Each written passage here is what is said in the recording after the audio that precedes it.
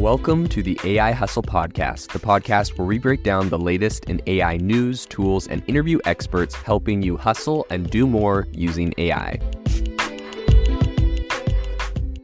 If you've been following the podcast for a while, you'll know that over the last 6 months, I've been working on a stealth AI startup.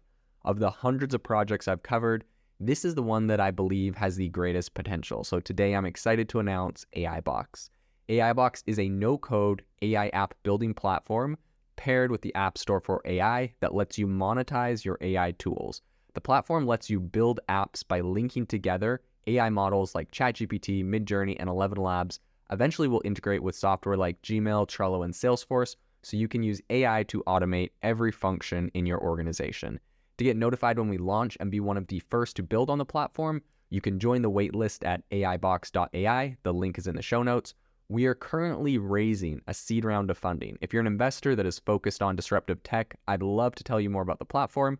You can reach out to me at jaden@aibox.ai. I'll leave that email in the show notes. As AI systems become increasingly sophisticated, there is a need to handle them with care. This is according to Anthropic, who is the AI kind of safety company that's behind Claude's chatbot. And they are kind of like, they've been positioning themselves as like the safe or responsible AI from the very beginning. I think this is great. I think they saw a big boom when ChatGPT came out and people noticed it had hallucinations and was, not always perfect. And then they're like, see, we need to be responsible and we need to be safe. It could, lead to the end of the world. So I think right now they're making a big move to kind of position themselves in this way again, which I think is really smart, great business move. So kind of stepping into this, the company has unveiled a new policy that outlines its dedication to the responsible expansion of AI systems, and they're calling this the responsible scaling policy. So this framework is particularly tailored to address what Anthropic labels as quote-unquote catastrophic risks. So those type of risks represent, situations where AI's action could directly instigate massive calamities. Imagining unsettling events leading to, quote, thousands of deaths or hundreds of billions of dollars in damage, end quote, right? So they're really looking at like the worst case scenario for AI, and they're trying to build a framework to avoid those situations. So what is the distressing part? These catastrophes would be unprecedented incidents that wouldn't have transpired without the AI's involvement. And that's kind of their framework for saying, what they're really specifically trying to avoid. So in a new conversation that they recently had, Anthropic's co-founder, Sam McCaldish, talked a little bit about the motivation and intricacies of this new framework. At its core, the policy introduces AI safety levels, which is a stratified risk system mirroring the U.S. government's biosafety levels earmarked for biological research. So this 4-tiered ASL spectrum spans from ASL-O, and of course ASL is AI safety levels, but ASL-O indicating a low-risk entity to ASL-3 marking a high-risk system. So McCandish pretty much said, quote, there is always some level of arbitrariness in drawing boundaries, but we wanted to roughly reflect different tiers of risks. So he recognized that the AI models of today might not be immediate threats. So, ChatGPT isn't about to take over the world or release all of the world's nuclear missiles, but the future landscape might be very different. So highlighting the policy's adaptability, he mentioned, quote, it's not a static or comprehensive document. We envision it as a living entity ever evolving based on our experiences and the feedback we gather. Anthropic's kind of ambition is straightforward, but I think it's really interesting. Essentially, they want to kind of harness competitive dynamics to navigate crucial safety hurdles. And this vision, they're saying, is going to ensure that the pursuit of safer AI paradigms doesn't just resulted in people are actually making these things safer. So, they're worried about like quote unquote aggressive scaling, which I'm not sure if that means their competitors going a lot faster than them, or they're saying, there's some actual danger. But in any case, McCandlish was candid about the complexities in this whole mission, saying, quote, we can never be totally sure we are catching everything, but we will certainly aim to. This is really interesting. Like they really are trying to position themselves as being like the AI, the responsible AI and the safe AI people. So another feature in this whole RSP's framework they have is its emphasis on independent oversight. So no modifications to this policy can proceed without board approval. And this might sound really cumbersome, but they believe that making a measure like that is really valuable, explaining, quote, given our dual roles in rolling out models and also appraising them for safety, there exists a genuine concern. There's always a lurking temptation to perhaps be lenient on our tests, an outcome we ardently wish to sidestep. This is interesting, right? They're putting up some internal governance, and I do respect and appreciate that. This move by Anthropic, a lot of people are saying couldn't be more timely. So the AI domain obviously is, has a ton of new companies rolling out very, very quickly.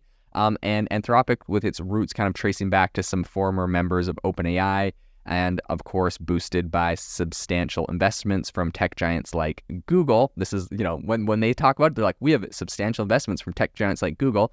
Also, substantial investments from Sam Bankman-Fried, who, famously led FTX, which was a massive Ponzi scheme. But I mean, aside from that, it's not throwing shade at Anthropic. They just took money that they probably thought was good money at the time, but it's, probably just a little blight on their history that they don't like to bring up when they talk about their, substantial investors. I think Sam Bankman-Fried put in like over 500 million and Google put in like 300 million much later. So it's just funny that they only bring up substantial investments from Google. In any case, Claude's chatbot, which is Anthropic's, of course, first kind of ChatGPT competitor. I love it personally. It's great. You can put the context window is massive on it. So if I have 10 articles I need to throw in there and get it to consolidate them all, it can do stuff like that, which ChatGPT obviously cannot. So I do like Claude. It actively deters harmful user prompts by looking for potential hazards. I haven't run into this myself because I mostly just use it for summarizing long articles, complex topics, complex AI stuff to, get good kind of bullet points for this podcast, essentially. So I've used it for that. I haven't had them kind of ban me from asking about a specific topic. I haven't asked them about making, or disposing of radioactive waste or something. But in any case, the capabilities stem from Anthropic's quote-unquote constitutional AI strategy. Now, for those that don't know, I would look up constitutional AI. I do actually agree with that strategy. Essentially what it's saying is a lot of times there's not a lot of transparency in AI models.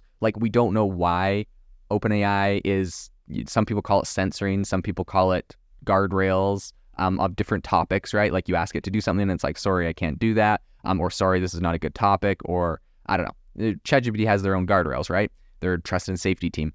Now, those might not all be bad. There's definitely people that will argue whether some of them are good or bad and some biases in it and whatnot. But the problem I have with it is that they're not transparent. So you don't know what the guardrails are specifically. And so constitutional AI is a model that Claude has adapted, where essentially the AI model has a quote unquote constitution that every response has to look at to make sure it follows a set of guidelines or ideologies. Now, you might not agree with a specific AI model's constitution, but I think it's really important that it's transparent, right?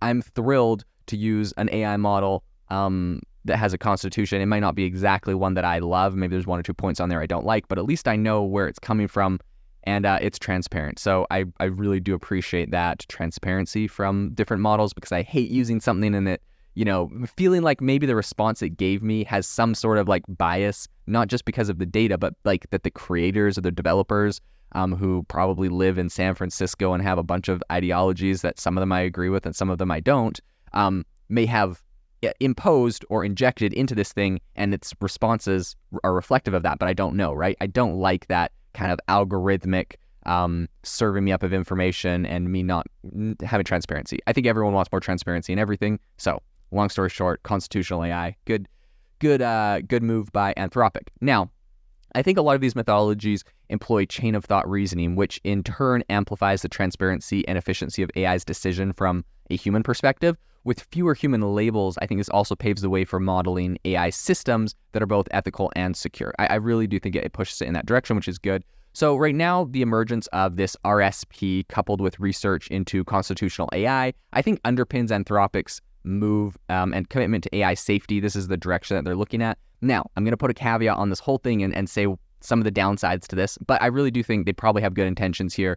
And by kind of trying to trim down risks while amplifying benefits, Anthropic is essentially trying to, it has a set of commendable benchmarks for AI's future trajectory. That's their goal, right? Now, the one thing I will say that did strike me as being slightly, a little bit of a red flag, a little bit of alarm bells, is when they talked about the fact that, today's AI models might not be immediate threats, but that the future landscape might look very different. For some reason, I just got this, my spidey senses were tingling, and it kind of made me think of the fact that, they're doing this internal governance right now. Very cool. They have different tiers of what risks they think a new model will come up with. Very cool. All of a sudden, I kind of started thinking about the fact that governments will probably, in all the regulations, want to adopt probably a similar structure to this, where your AI model has to get evaluated.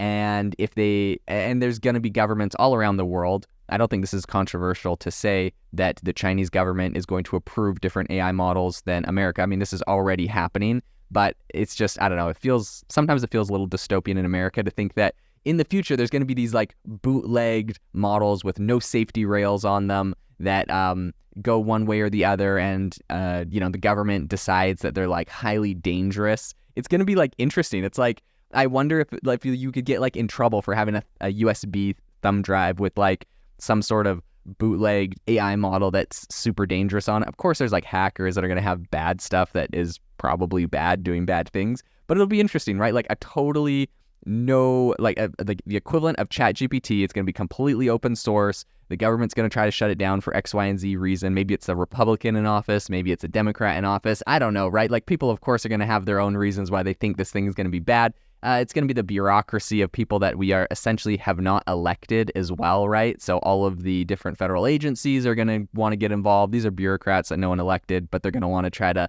impose their will on AI. I don't know. It's just a fun little dystopian future that I think inevitably we're going to have to face. But I just wonder if there's going to be this guy running around with a USB thumb drive, and it's the equivalent of having an automatic weapon today. That's of course, if you have an automatic weapon in America, those are illegal without the licenses, and you go to jail.